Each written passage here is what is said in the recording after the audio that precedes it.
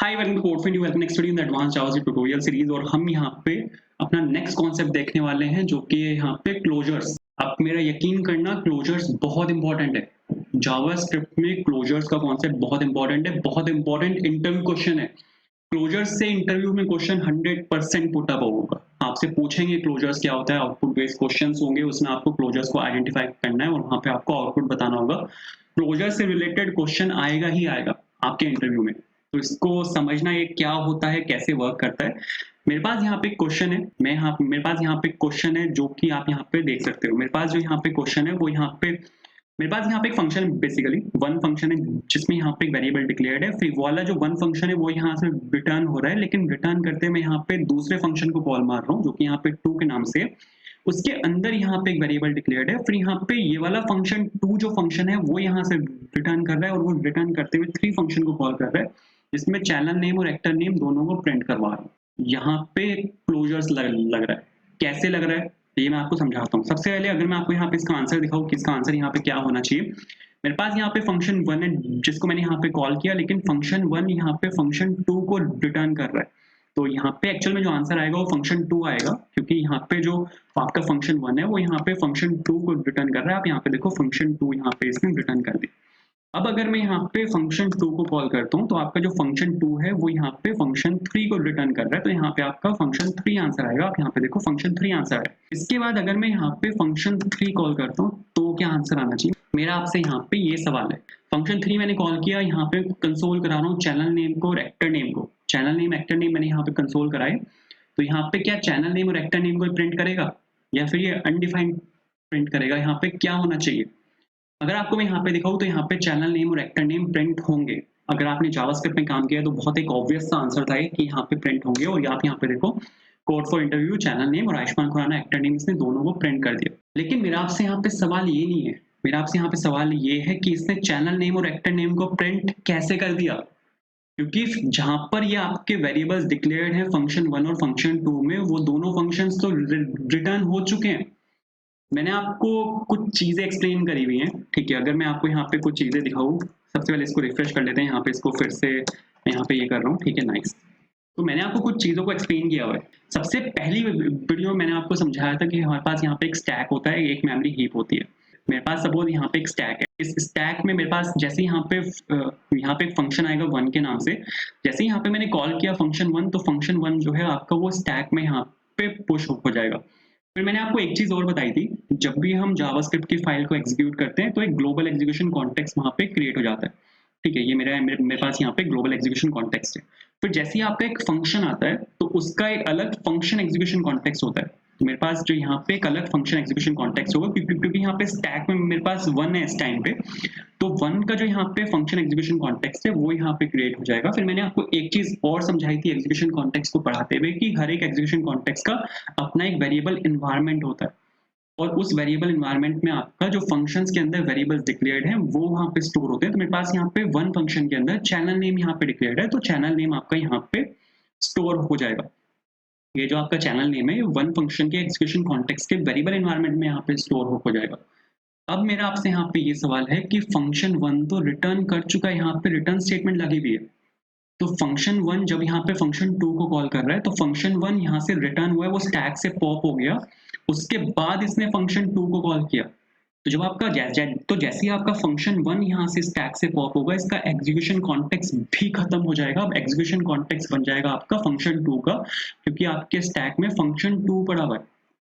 तो मेरा आपसे यहाँ पे ये सवाल है कि जब एग्जीक्यूशन कॉन्टेक्स्ट आपका खत्म हो गया, एग्जीक्यूशन कॉन्टेक्स्ट का वेरिएबल नेम इन्वायरमेंट आपका खत्म हो गया, तो चैनल नेम का एक्सेस कैसे है मेरे पास। यहाँ पे चैनल नेम इसने कैसे प्रिंट कर दिया, जब आपका फंक्शन आपका स्टैक से पॉप हो चुका, जो यहाँ पे आपका एग्जीक्यूशन कॉन्टेक्स्ट है वो खत्म हो चुका, एग्जीक्यूशन कॉन्टेक्स्ट का वेरिएबल एनवायरनमेंट खत्म हो चुका, तो वेरिएबल्स खत्म हो चुके, तो चैनल नेम उसने कैसे प्रिंट कर दिया।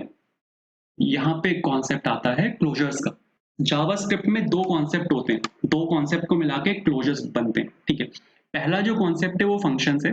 फंक्शंस जावास्क्रिप्ट में फंक्शंस होने चाहिए। अगर आपके पास जावास्क्रिप्ट में फंक्शंस नहीं है तो क्लोजर एग्जिस्ट नहीं करेंगे। आप यहाँ पे देखो फंक्शंस का मैं यहाँ पे यूज कर रहा हूँ। दूसरा यहाँ पे है लेक्सिकल स्कोपिंग। लेक्सिकल स्कोपिंग एक ऐसा कॉन्सेप्ट है जिसको मैंने कवर किया था कि लेक्सिकल स्कोप क्या होता है, लेक्सिकल एनवायरनमेंट क्या होता है, ये सब मैंने कवर किया हुआ है। और लेक्सिकल स्कोपिंग ही रीजन है कि हमें हमारा यहाँ पे चैनल नेम प्रिंट हो रहा है, क्योंकि जावास्क्रिप्ट पता है हमारे पास यहाँ पे दो फेज होते हैं। ये मैंने आपको पहले बताया हुआ कि हमारे पास यहाँ पे दो फेज होते हैं जावास्क्रिप्ट में। एक होता है आपका क्रिएशन फेज, दूसरा होता है आपका एग्जीक्यूशन फेज। क्रिएशन फेज होता है, जब मैंने आपको होस्टिंग पढ़ाई थी तब मैंने आपको ये चीज एक्सप्लेन करी थी कि hosting happens in creation phase. Creation phase में ही जावास्क्रिप्ट को पता लग जाता है। जब आप अपना कोड लिख रहे होते हो ना, उसी टाइम जावास्क्रिप्ट को पता लग जाता है कि आपने कौन सा फंक्शन कहाँ पे लिखा है, कौन सा वेरिएबल आपका कहाँ पे डिक्लेयर्ड है, कौन सा फंक्शन कौन सा वेरिएबल आपका कौन से स्कोप में डिक्लेयर्ड है, कौन से लेक्सिकल एनवायरनमेंट में वो लिखा हुआ है और कितना उसके पास एक्सेस है। ये जो यहाँ पे आपने लिखा है ना, जावास्क्रिप्ट को आपका कोड लिखने एग्जीक्यूट करने से पहले ही सब कुछ पता है कि आपका फंक्शन कहाँ पे लिखा हुआ है, आपका वेरिएबल कहाँ पे लिखा हुआ है और कौन सा फंक्शन कौन से वेरिएबल को एक्सेस कर रहा है। तो यहाँ पर ये एक चीज देख लेगा, यहाँ पर ये पता है, यहाँ पर ये आपका एक चीज देख लेगा कि भले ही यहाँ से आपका जो फंक्शन है 1 वो रिटर्न हो गया, लेकिन चैनल नेम जो है वो आपका फंक्शन 3 उसको एक्सेस कर रहा है। चैनल नेम आपका फंक्शन 3 एक्सेस कर रहा है, तो ये एक्चुअल में इसको रिटर्न ही नहीं करेगा। हमारे पास मेमोरी हीप होती है, हमारे पास एक चीज होती है जिसको बोला जाता है मेमोरी हीप, जहां पर आपके सभी जो वेरिएबल्स हैं वो जाके वहां पे स्टोर होते हैं। मेमोरी हीप हमारे पास यहाँ पर एक कॉन्सेप्ट होता है। तो जो ये आपका चैनल नेम है ये आपका यहाँ पे मेमोरी हीप के अंदर यहाँ पे स्टोर्ड है। ठीक है, हमारे पास जैसे जावा में गार्बेज कलेक्टर होता है, ऐसे ही जावास्क्रिप्ट में भी गार्बेज कलेक्टर होता है। ये अगर आपको पता हो कि हमारे पास गार्बेज कलेक्टर होता है, गार्बेज कलेक्टर क्या करता है, garbage collector mark and sweep algorithm पे वर्क करता है। जावास्क्रिप्ट में जो गार्बेज कलेक्टर होता है वो मार्क एंड स्वीप एल्गोरिथम पे वर्क करता है। वो मार्क करता है जो जो उसको चाहिए। जैसे अगर आप यहाँ पे चैनल नेम को यूज कर रहे हो तो वो उसको मार्क कर लेगा कि हाँ ये चीज रेफरेंस है अभी भी, और फिर नेक्स्ट आइटरेशन में वो स्वीप कर देगा जो चीजें मार्क नहीं है।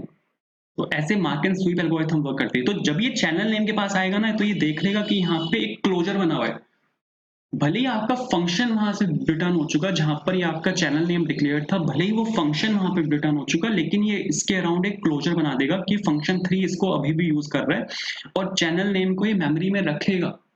ये चैनल नेम को मेमोरी में रखेगा जब जब जब तक फंक्शन 3 आपका एग्जीक्यूट नहीं हो जाता, क्योंकि फंक्शन 3 आपका चैनल नेम को यूज कर रहा है।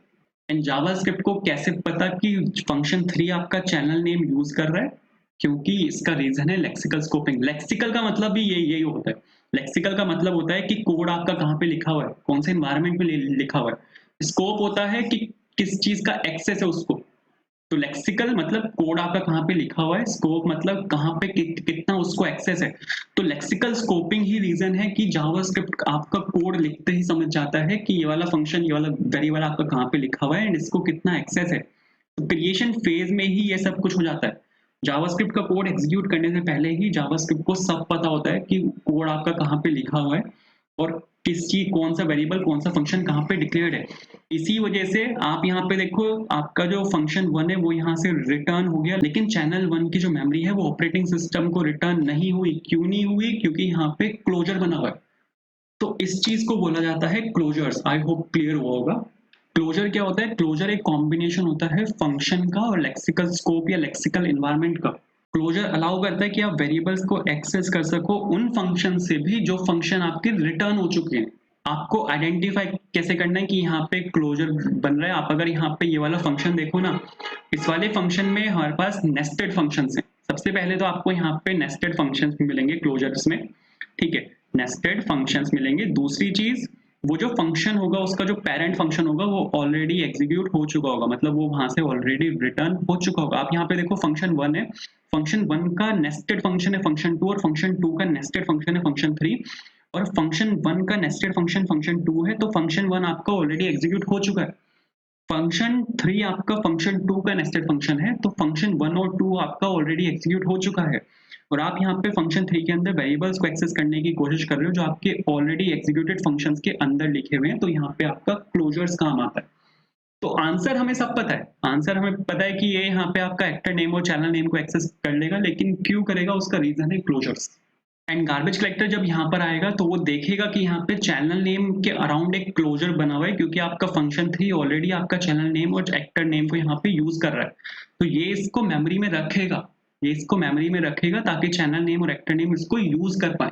वरना अगर गार्बेज कलेक्टर इसको मेमोरी से क्लियर कर देता तो चैनल नेम और एक्टर नेम आपके अनडिफाइंड आते, ठीक है।